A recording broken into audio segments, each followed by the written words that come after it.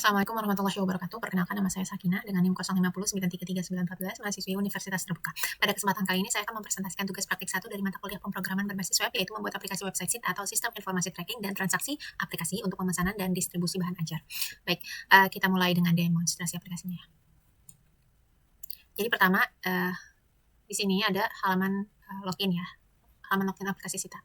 Jadi di halaman ini pengguna dapat memasukkan email atau username ya, di sini email, kita buat email, dan juga password untuk masuk ke sistem. Kemudian jadi ada dua input field, itu ada email dan juga ada password. Ya, saya akan mencoba memasukkan dummy datanya.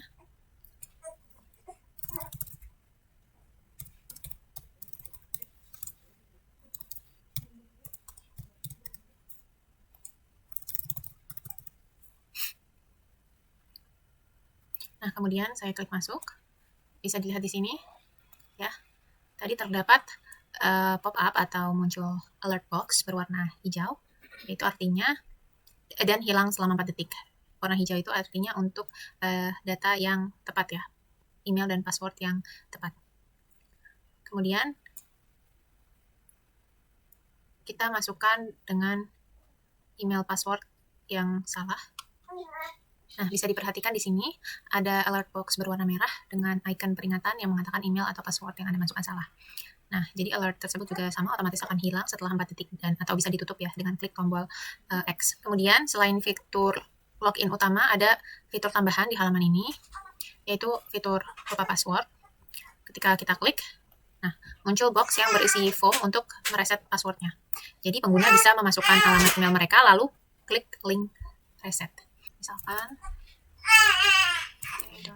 t.ac.id, kemudian kita klik kirim link reset. Nah, akan muncul notifikasi sukses bahwa link reset sudah dikirim ke email. Kemudian ada juga fitur yang kedua, itu daftar akun baru ya.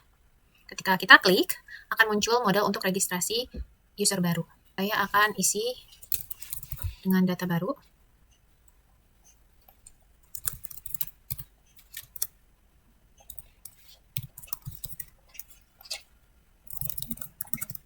Kemudian klik daftar ya. Nah, kemudian muncul notifikasi pendaftaran berhasil, silakan login dengan akun Anda. Ya, baik, sekarang kita masuk ke dashboard. Jika akun yang kita masukkan sesuai, ini bisa langsung masuk ke dashboardnya.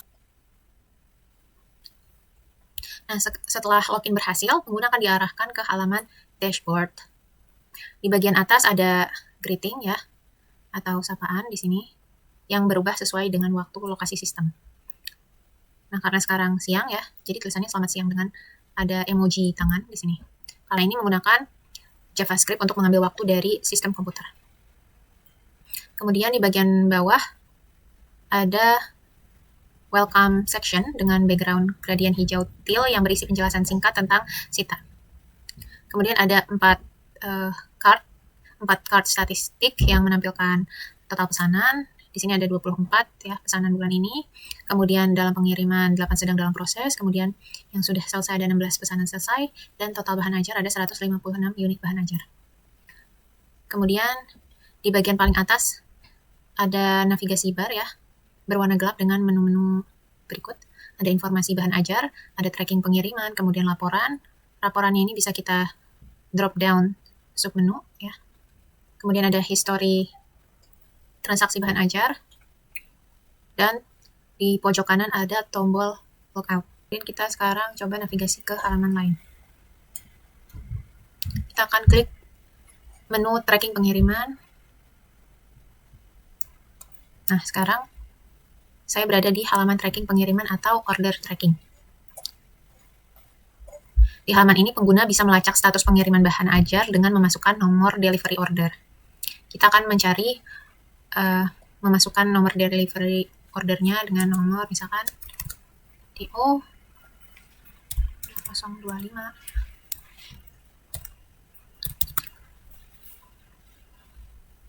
Kemudian kita klik cari.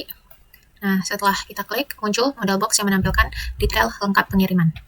Di sini kita bisa lihat namanya, nama mahasiswanya, kemudian status pengiriman dengan progress bar yang berwarna gradien hijau menunjukkan presentasi 100%, terus ada batch status berwarna hijau ya dengan tulisan terkirim, dan di bawahnya ada tabel detail yang berisi nomor delivery order, ekspedisi, tanggal kirim, jenis paket, dan total pembayaran yang tidak terdaftar.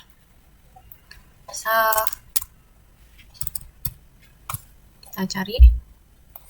Nah, jika kita masukkan dengan nomor yang tidak terdaftar, akan muncul alert merah ya. Alert merah tadi kita coba lagi. Nah, seperti ini. Nomor delivery order tidak ditemukan ya. Kemudian kemudian alert tersebut akan hilang dalam beberapa detik ya. Jadi itu adalah contoh validasi di sisi klien menggunakan JavaScript. Selanjutnya saya akan membuka halaman informasi stok bahan ajar. Oke, di halaman ini kita bisa melihat tabel stok bahan ajar.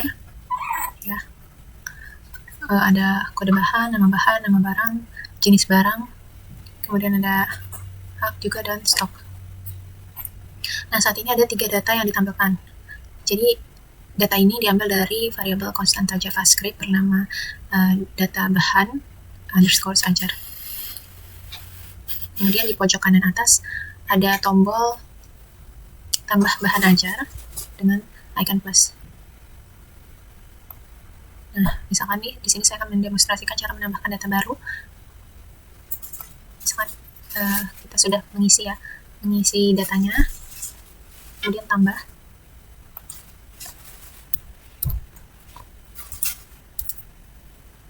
Misalkan aja nama bahannya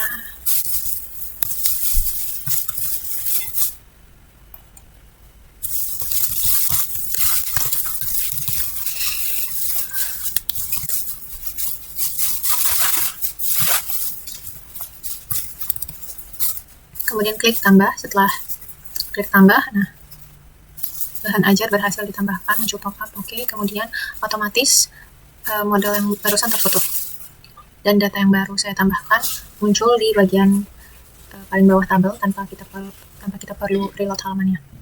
Nah, ini adalah manipulasi di OAM DOM menggunakan JavaScript. Kemudian data ditambahkan ke array, kemudian tabel dirender ulang secara dinamis.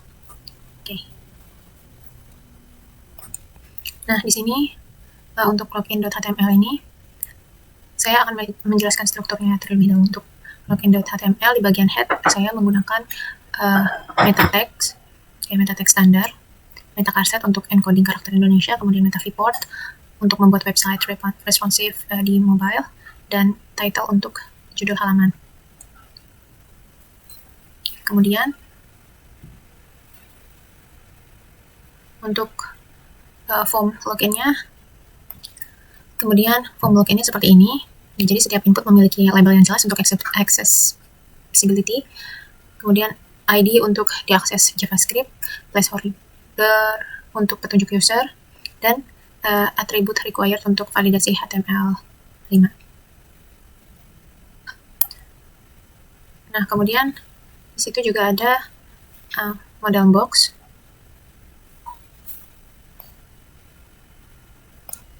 Untuk modal box, strukturnya seperti berikut. Ada overlay untuk background gelap semi transparan dan modal konten untuk konten utamanya.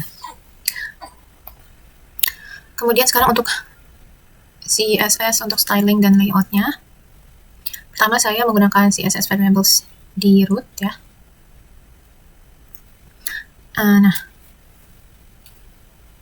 dari sini sampai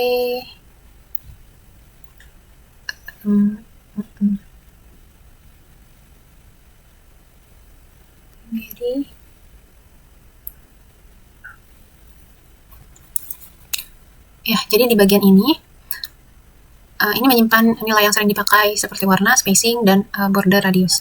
Kalau misalkan kita mau ganti tema, ya kita akan tinggal ubah di satu tempat, dan semua elemen yang menggunakan variabel tersebut akan otomatis berubah.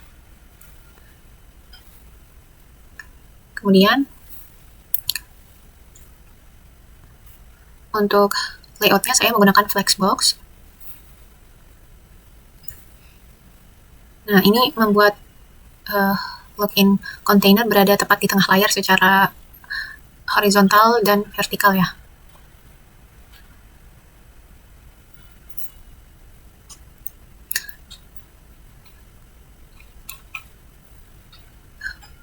Kemudian untuk animasi modelnya saya menggunakan keyframes. Jadi model akan slide dari atas dengan efek fade in saat muncul. Dan kemudian untuk responsive design, saya menggunakan media query. Ya, jadi ini mengatur tampilan khusus untuk layar mobile dengan lebar maksimal 480 pixel. Nah, selanjutnya sekarang bagian JavaScript untuk interaktivitas. Pertama, data user dummy. Ini menggunakan array of objects. Nanti kalau ada file data.js, kita bisa tinggal replace ya dari data file tersebut. Kemudian untuk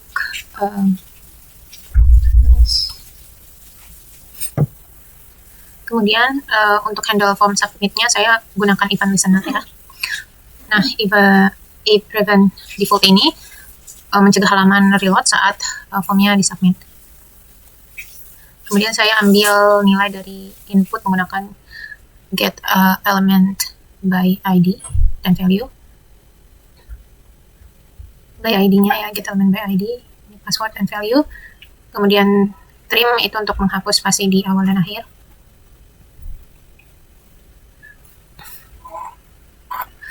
Kemudian validasinya dilakukan dengan kondisi berikut.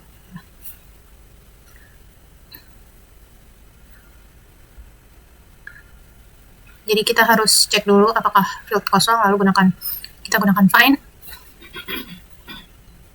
Find method ya untuk mencari user di array yang emailnya dan passwordnya cocok. Nah, kalau ketemu bisa tampilkan di situ success alert. Kalau misalkan tidak ketemu, maka akan gagal ya, atau error alert. Kemudian function untuk tampilkan alertnya ya, seperti ini.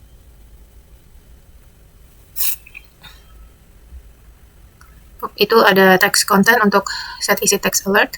Kemudian class list.add active untuk munculkan alert box. Set timeout untuk otomatis hilangkan alert setelah 4 detik dengan class list.remove active.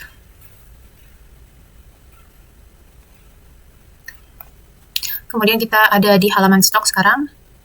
Di sini ada contoh manipulasi DOM atau DOM yang lebih kompleks.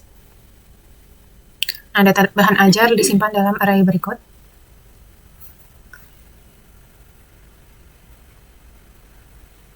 Kemudian itu ada di situ juga ada function untuk render table-nya. Jadi pertama kita ambil elemen body dengan get element by ID. Kemudian kosongkan isinya dengan inner HTML ya. Kemudian lalu loop array data dengan for each. Jadi untuk setiap item buat row baru dengan create element ya. Kemudian set isi row dengan template literals menggunakan backtick. Terakhir tambahkan row ke table dengan append child.